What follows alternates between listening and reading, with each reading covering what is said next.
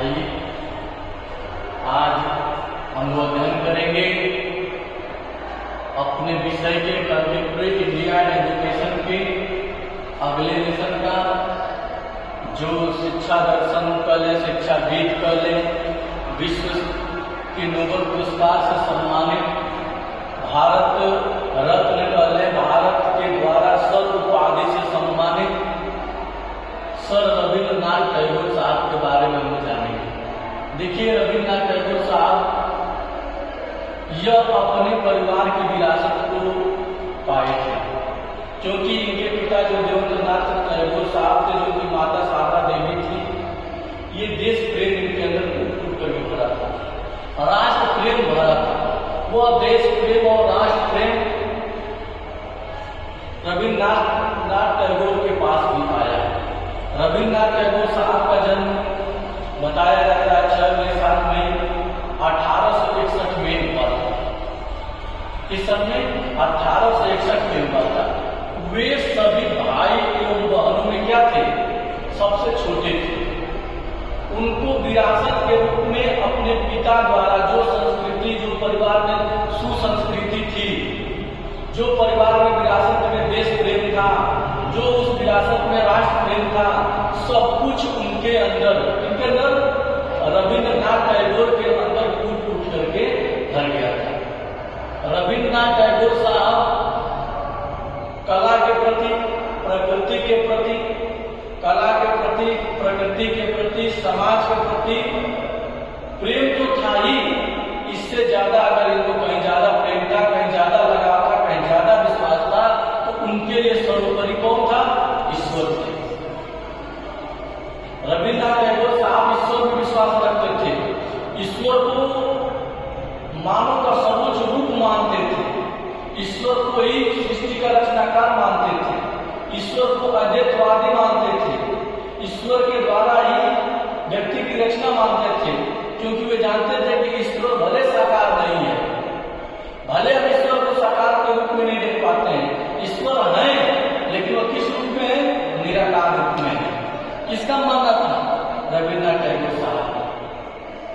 रविंद्रनाथ टैगोर साहब का मानना था कि लोगों का विश्वास प्रकृति से हो।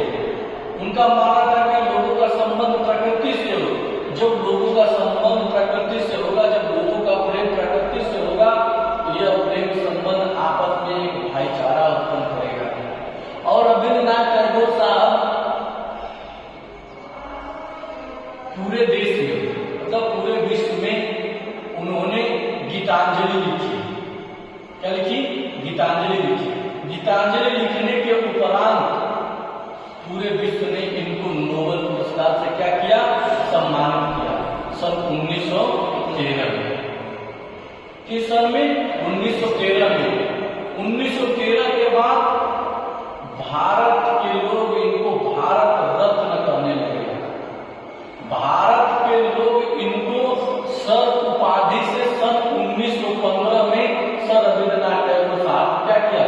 सम्मानित किया।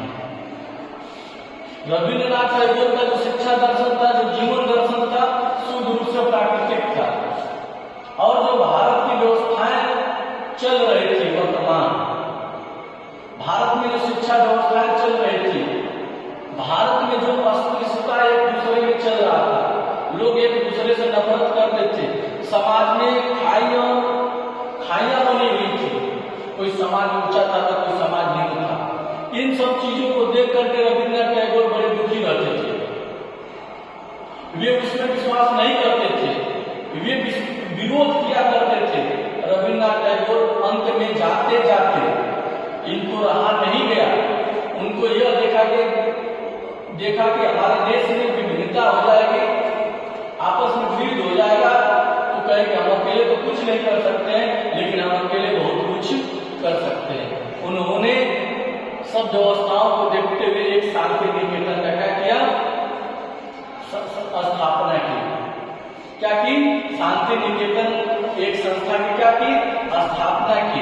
उस संस्था का स्थापना करने का रविंद्रनाथ टैगोर साहब का एक ही मुख्य उद्देश्य था कि उसमें सबसे पहले प्रकृति का ज्ञान बताया जाए, उसके बाद ईश्वरीय ज्ञान बताया जाए,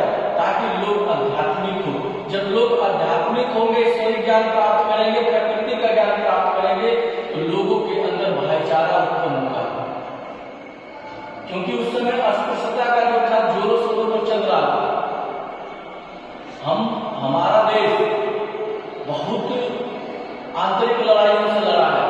हमारा देश अंग्रेजों से ज्यादा अपनों ने शोषण किया है। हमारे देश में इतने ऐसे गंदे कर थे, ऐसे गंदे नियम थे जो हमारे देश में बड़ी विडंबना होती थी। सबसे ज्यादा हमारे देश में अगर शोषण हो रहा था आजादी से पहले, अगर सबसे ज्यादा किसी का शोषण हो रहा था आजादी के बाद भी, तो दो लोगों का हो रहा था, एक दलित समाज का और एक महिलाओं का। दो चीजों बहुत शोषण भारत देश में होगा। लोगों ने लड़ा, लोगों में सबसे ज्यादा इनको स्थान देने का काम किया तो हमारे भारत रत्न डॉक्टर भीमराव अम्बेडकर साहब थे। जिस तरह से रविन्द्रनाथ टैगोर भी इसका विरोध करते थे, उसी तरह से इन्होंने भी, डॉक्टर अम्बेडकर साहब ने भी अस्पृश्यता का अंत करने के लिए अपने संविधान में जगह दिया। नारी सम्मान के लिए हिंदू विवाह अधिनियम को 1955-56 में लाया। ये अम्बेडकर साहब की दूरदृष्टि सोच थी। वे अपने लिए कुछ नहीं करते थे, वे जो भी कुछ किए आने वाले पीढ़ी के लिए कर गए हैं। आज अम्बेडकर साहब की देन है, हम एक जगह बैठ करके, चाहे जिस जाति चाहे जिस समाज के हैं, हम एक पांख में बैठ करके, एक पंक्ति में बैठ करके हम भोजन करते हैं। आज उनके द्वारा दिए गए कानून की देन है। नहीं तो प्यारे बच्चों, इसी भारत देश में ऐसी व्यवस्था थी, ऐसी व्यवस्था का स्थापना थी कि जिसमें बड़े लोगों के सामने भी चारपाई पर बैठने का अधिकार नहीं था। बड़े बड़े घरानों में जाते थे तो जमीन पर बैठाया जाता था। लेकिन बाबा साहब ने इस चीज को भी क्या किया, थोड़ा मरोड़ा, लड़ने के बाद सबके बराबर में बैठाने का काम किया। उसी तरह से रविन्द्रनाथ टैगोर साहब भी थे, उसके घोर विरोधी थे। वे भी नहीं चाहते थे कि भारत में व्यवस्था रहे, वे भी नहीं चाहते थे कि लोग एक दूसरे से नफरत करें, वे भी नहीं चाहते थे कि आपस में वैमनस्यता फैले। वे चाहते थे लोगों का प्रेम प्रकृति से, वे चाहते थे लोगों का लगाव ईश्वर से हो। जब लोगों का लगाव प्रकृति ईश्वर से हो जाएगा तो वह अपने आप स्वयं एक समाज से लगाव हो जाएगा। जब एक समाज से लगाव हो जाएगा तो लोगों के अंदर से वो वैमनस्यता क्या हो जाएगी, स्वतः दूर चली जाएगी। यह रविन्द्रनाथ साहब का देन सोच थी। इसलिए उन्होंने शांति निकेतन नाम की संस्था का क्या की, स्थापना की और उन्होंने उसमें करके भी दिखाया। ठीक है, धन्यवाद। फिर अगले दिन देखिए।